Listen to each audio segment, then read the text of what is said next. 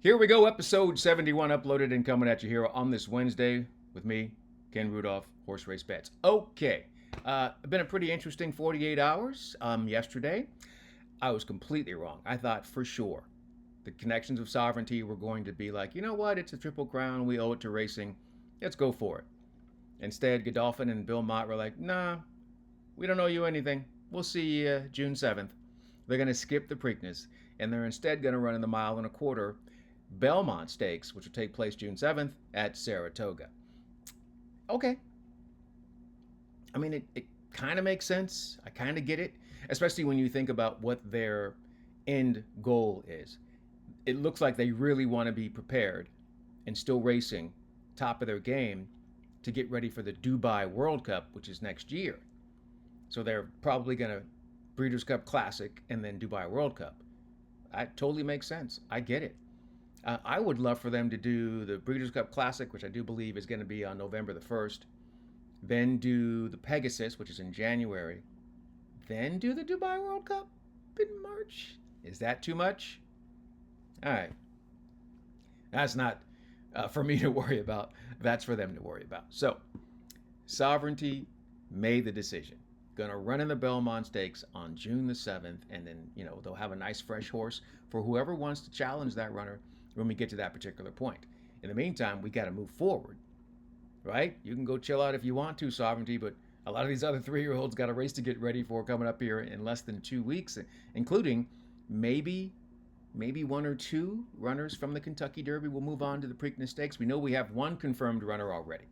The coach, Dwayne Lucas, said American Promise is going in the Preakness. Okay, we'll see how that works out. Take a look at the rest of your runners. Plenty of new shooters.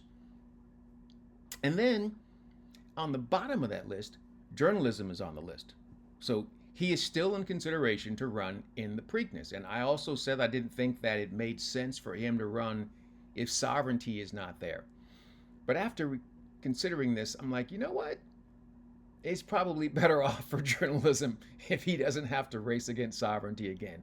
I mean, until he has to.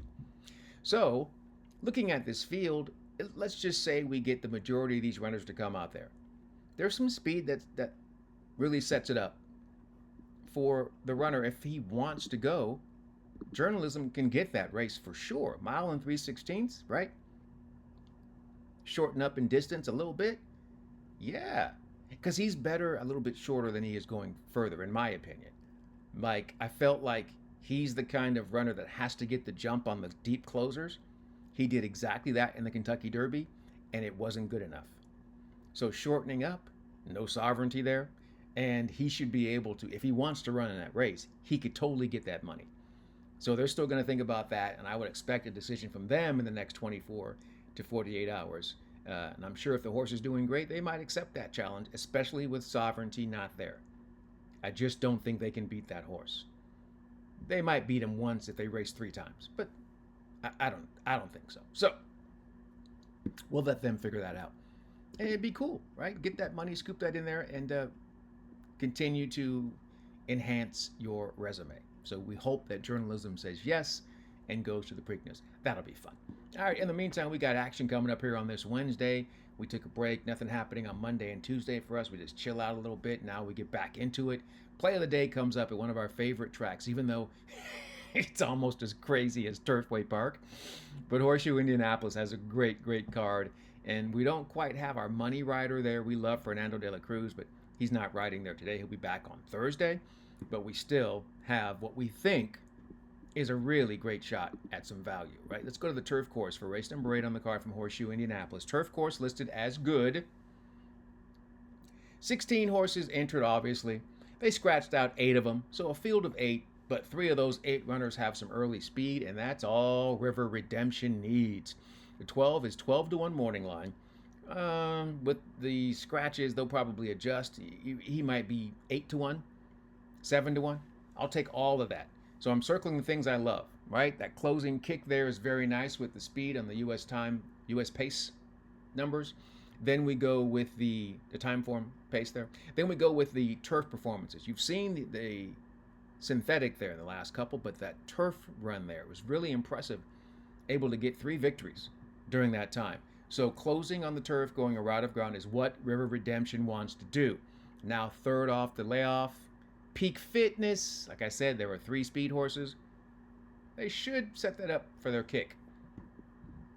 Hopefully, we get them monies and get our week off to a good start. All right, because we want to get off to a good start because this weekend it's gonna be awesome. So we got Horseshoe Indy Wednesday, Thursday. Great. Then when you get to the weekend, the Belmont, right, at the Big A is coming up. Great turf action and stakes coming up on Saturday. Monmouth is going to open up. That's always crazy competitive. And then you've got to start getting yourself ready for the Preakness. Pimlico opens up, and on Friday and Saturday they've got these massive fields on the turf course. Hopefully the weather is going to be good for them because that's really good turf racing there at Pimlico. I think it's really, really, really exciting. Get great value. Once again, you get those full fields and plenty to take advantage of. But before you can take advantage of any of that, you have to be prepared. Here's your reminder. The 5 R's of making money on horses, how to bet horse racing research, resources available, rain or shine, restrict yourself, and then reward yourself. Pay attention to these rules, and I feel like you'll always be in control of your bankroll and you'll always have a positive return on investment. Take a look at the rules. Don't forget them and get right back into it. All right. That's how we do it here on episode 71 here on Horse Race Bets. In the meantime and in between time, and until next time, I'm Ken Rudulph. We'll see you here. Good luck and enjoy whatever you are into.